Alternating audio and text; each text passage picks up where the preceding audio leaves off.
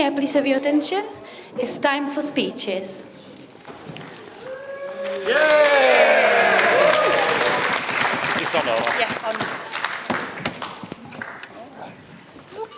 Don't do technology. Right, my lords, ladies, gentlemen, boys, girls, and anybody that's walked in from the door for a quick meal. Have you enjoyed yourselves? Yes. Yeah. Right, that's done. So anyway, a little under 3 years ago, Joe approached me like a rabbit caught in headlights. And he was like that. If you ever want to see pure fear, that's what it was like. And fair dues to him, and he came up to us after a hard day's graft and asked for my daughter's hand in marriage. Take her. And they've had a fantastic time with the journey. We've got all that in front of them. But it's amazing what you hear as you go along. One thing Hannah said to me when I said about writing speech, that's when she actually told me I was doing something. Remember, I'm picking your nursing home. So with that in mind, my speech went straight out of the window, because I like a nice big sunny window. But as we were sat in the house last night, little bits were coming out. And one thing Joe said that stuck in my mind was, he had to see the registrar, and it was like me going on trial. So ladies and gentlemen of the jury, we have been gathered here today, we've heard the evidence. They've cast asunder to all in front of them. They've thrown caution to the wind and fallen in love and enjoyed themselves. How dare they? We've heard that they're going to enjoy life in front of them. Enjoy? No. So ladies and gentlemen of the jury, how do you find them? Guilty! So, with that in mind, I have no hesitation in finding you guilty of the charge mentioned of falling in love with this marriage. I sentence you to arguments about which way the toilet roll goes on. To whose turn it is to take the bin out, and whose turn it is to make that Saturday morning coffee. However, the sentence has been nullified, because as we were sat there last night, Hannah says, we just ask Alexa.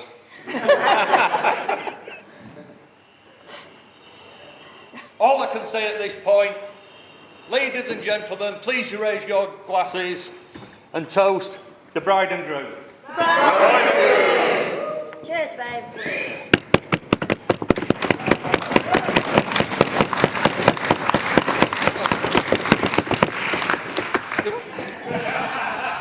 Thank you. Right, and this is for the Americans, isn't it?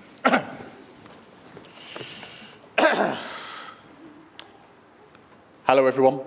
Good afternoon. Brynhawn da. Hey up. I'm Andy, and Clapham here has known me for 15 years now, and despite this, has elected to make me his best man today.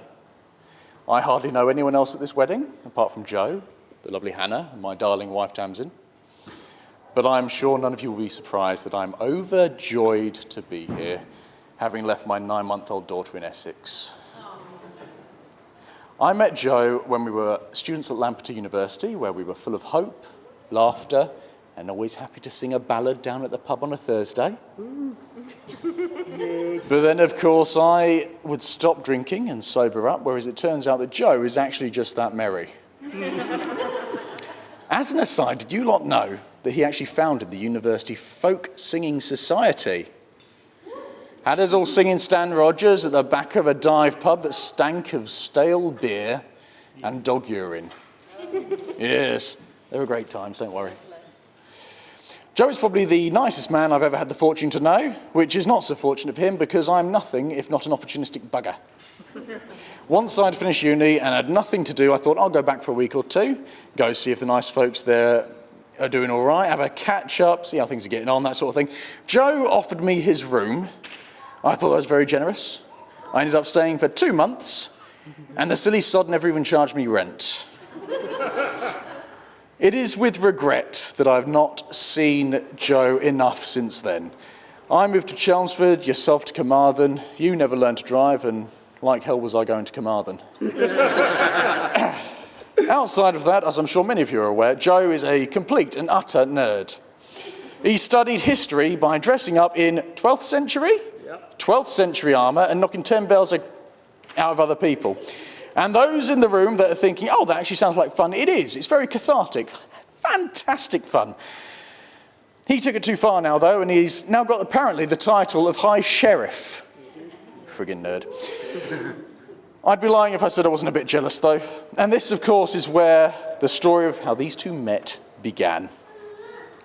However, a few years before Hannah and Joe actually knew each other, Joe was feeling a little down, and on a couple of occasions, he mused that he related to a classic song originally found on a broadside from 1828. The tale of a slighted suitor who never knew what it was to sigh until he met Betsy Baker. From noise and bustle, far away, as I walk over each acre, I never knew what it was to sigh till I saw Betsy Baker. At church I met her dressed so neat, one Sunday in hot weather, quite right. With love I found my heart did beat, as we sang psalms together. So modestly she turned her head, the while her voice did quaver, I thought if ever I did wed, 'twould be with Betsy Baker. When church was over, out she went, but I did follow after. Determined I would not be balked, I spoke with Betsy Baker. But all my entreaties she did slight, and I was forced to leave her. I got no sleep at all that night, for love had brought a fever. Well, Joe can attest that these days you won't find any good women in churches singing psalms. These days the best ones are covered in mud and lobbing a sword at your head. Hannah would kick Betsy Baker's arse any day of the week, and I'm sure we love her all the more for it. But he stogged his arse is another matter here. But let's pray that we never find that one out. For those that don't understand the reference, ply Joe with Scrumpy and see if he'll tell you the tale. All that's left to say is I wholeheartedly support this marriage. Not that anyone asked my opinion, but I wish you both a lifetime of happiness and fulfilment. And can we please have those that can, please stand, raise a glass to the newlyweds, Mr. and Mrs. Clapham. Clapham. Hey! Right. Where's that lovely lady? Here you go.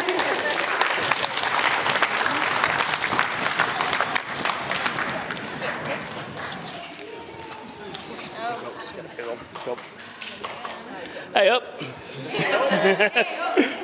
Welcome everyone. First of all, thank you all for making the effort to be in here. It really does mean a great deal to me and Hannah.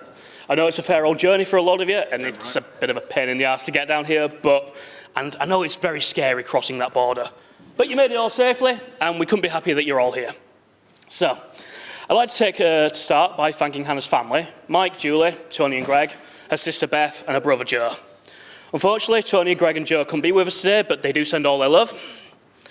So the welcome I received from your family from day one has been amazing. I can't state enough the love and support we've both received from all of you.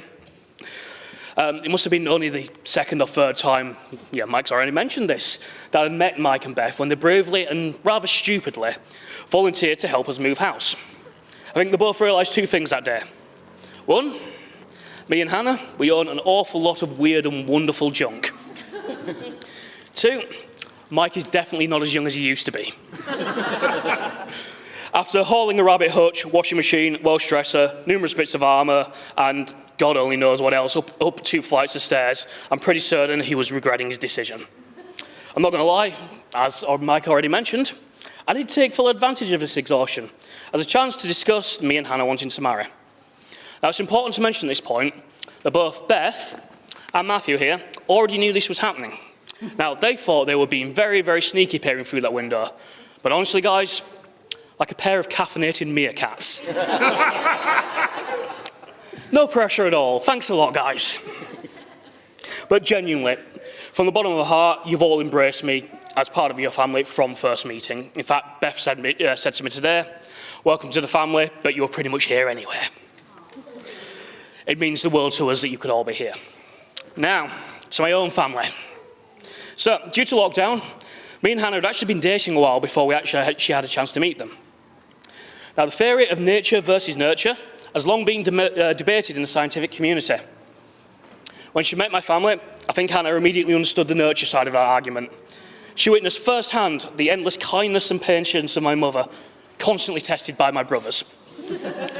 When she first met them, Mum looked in horror as Tom passed Finley, my probably 3-month-old nephew, to his wife so he could wrestle Ben into a headlock and try to steal his dessert in the middle of a very fancy restaurant. Honestly, I'm surprised Hannah didn't just run from the hills.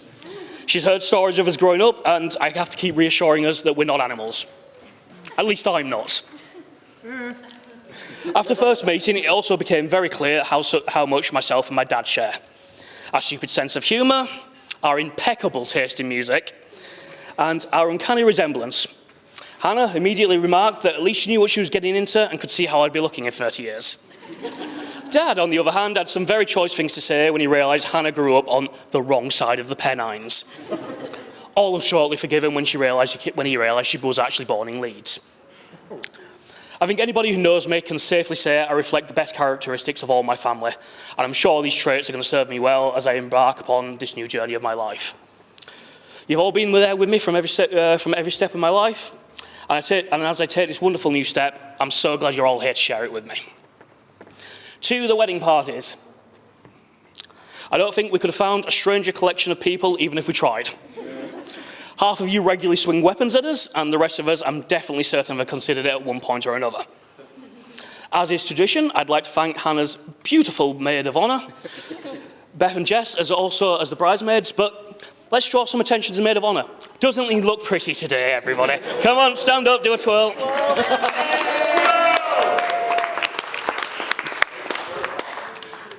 Thank you for supporting us, and even if it was just as a sounding board for the wedding for Hannah and to stop her freaking out so much, the input you've given her and helped me has been immense. To my groom's party, Andy, Connor and Sarah, I can't thank you enough for all the effort you've made for me today. Andy, for your wonderful speech. Connor, for dressing presentably for once, and I'll be honest with you, pal, I'm seriously impressed. And for Sarah, for ensuring Connor didn't end up somehow wandering around aimlessly in Cardiff in the wrong direction, despite the wedding being held here in Newport. I'd like to say this is entirely made up, but there's precedent there. I know we don't see each other as much as we'd like, but I know no matter how far apart we live, you've all got my back. And thank you to our dear friend, Jimothy Fanning. Jim unfortunately didn't make it into either the bride's or groom's party, purely to prevent me and Hannah fighting over him. Trying to accurately describe our relationship would only do it a disservice, and he's up next, and frankly, he'll just keep rambling himself. A wiser mentor and a more loyal friend we couldn't wish for. Somehow I think he was more excited about his marriage than we were, as I'm sure to hell he's going to tell you about it in a few minutes. Now finally, to my beautiful bride. When we were organising this wedding, we discussed the concept of writing our own vows. We very quickly turned away from that idea because we both agreed putting our feelings into actual words would be nearly impossible. Guess which Muppet forgot he had to write a speech? So firstly, can we take a moment to admire how amazingly beautiful and confident she looks today?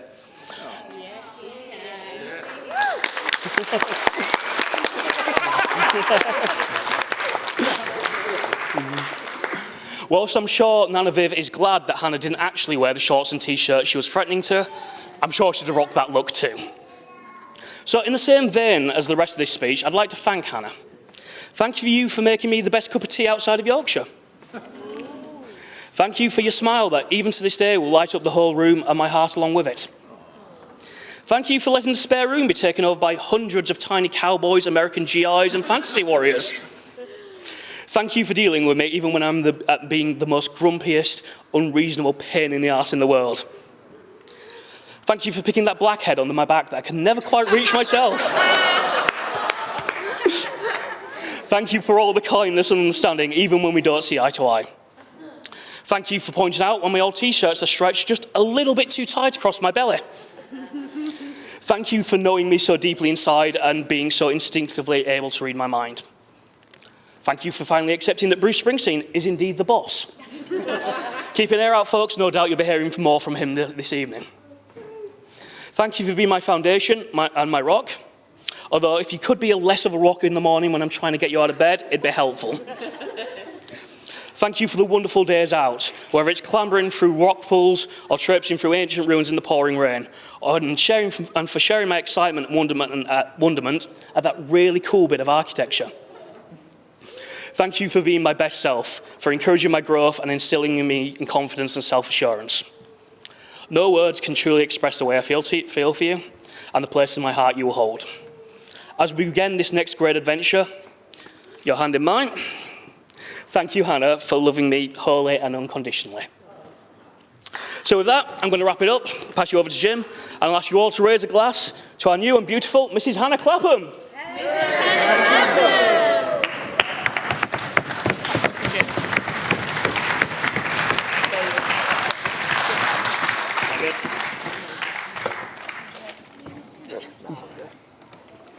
Fine, I'll stand.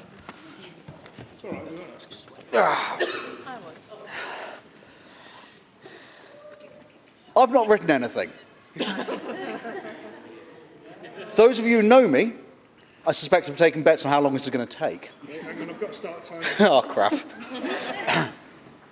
Especially after following Joe's speech, I feel the need to unleash a profanity-riddled tirade, describing every moment of frustration each one of these individuals has caused me over what feels like 50 years.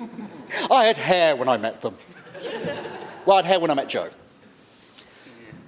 Speaking of which, I met Joe, and then at some point later, I met Hannah. There were things in between I'm not entirely clear.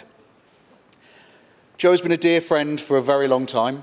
When he first turned up at Lampeter, he was a gangly, awkward, dyspraxic, folkish fool who could barely walk in a straight line. And I'm proud to say, 16 years later, 15, 16, thereabouts, he is a slightly more confident, awkward, dyspraxic fool who can barely walk in a straight line. That's what growth will get you. And Joe, I'm so proud to have seen you in a domestic environment, a stable, comfortable relationship with a natural partner, an equal, someone for you to care for, to love, to make sure that they eat and drink appropriately, to have these squabbles that are petty but kind of adorable from a distance. And I was so proud to see you in that environment. But we all knew you and Connor couldn't last.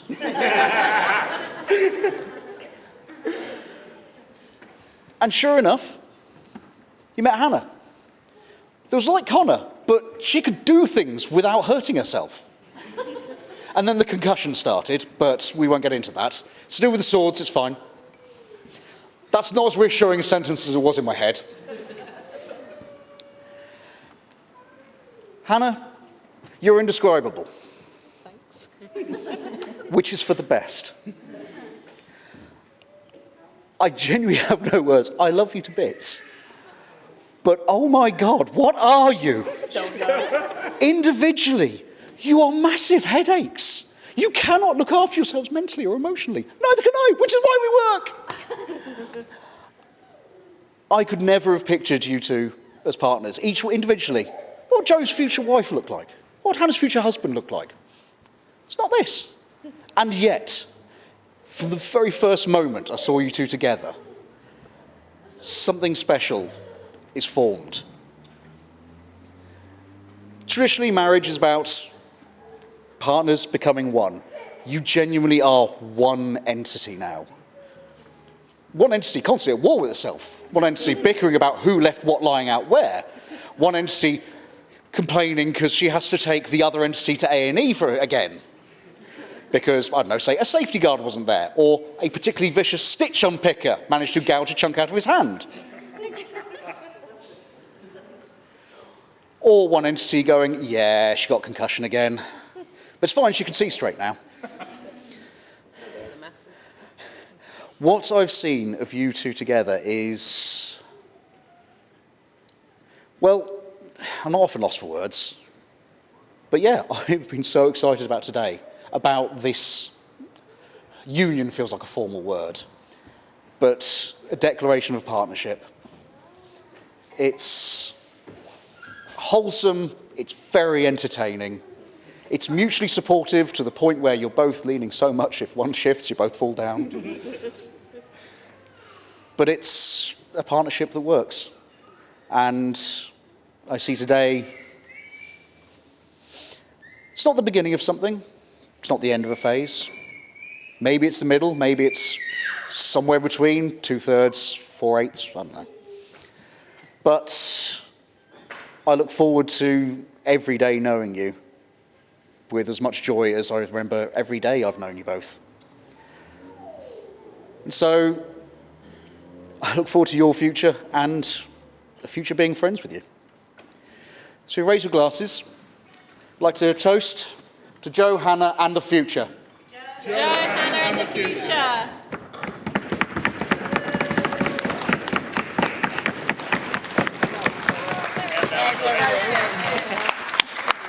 Yes, got him! You had 4 minutes 30.